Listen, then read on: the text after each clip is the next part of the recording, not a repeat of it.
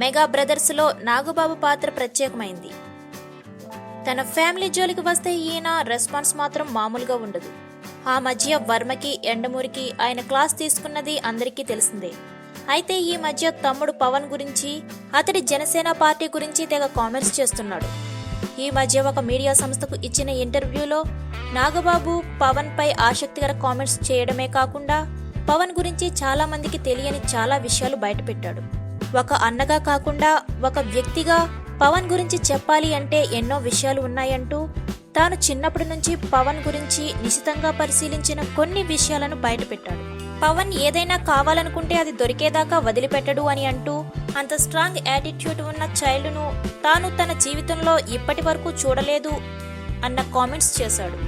పవన్ చిన్నతనంలో ఎక్కువ అల్లరి చేసేవాడు కాదు అని అంటూ ఏ ఫీలింగ్స్ అయినా తన లోపలే ఉంచుకుంటాడు కాబట్టి పవన్ను అర్థం చేసుకోవడం చాలా కష్టమని కామెంట్ చేశాడు.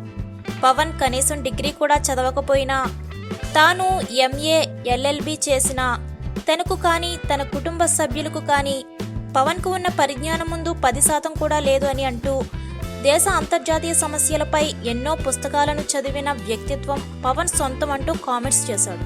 ఒకప్పుడు పవన్ పేరు చెప్తే మెగా అభిమానుల ముందు చిందులు వేసే నాగబాబు ఇప్పుడు ఇలా తరచూ పవన్లోని గొప్పతనాన్ని వివరిస్తూ మీడియా ముందుకు వస్తున్న నేపథ్యంలో ఏదో ఒక ఎత్తుగడ ఉంది అన్నది మాత్రం వాస్తవం. ఈ వీడియోస్ మీకు నచ్చినట్లయితే సబ్స్క్రైబ్ చేయండి, నచ్చితే లైక్, కుదిరితే కామెంట్ చేయండి. మరిన్ని ఇంట్రెస్టింగ్ వీడియోస్ కోసం టచ్లో ఉండండి.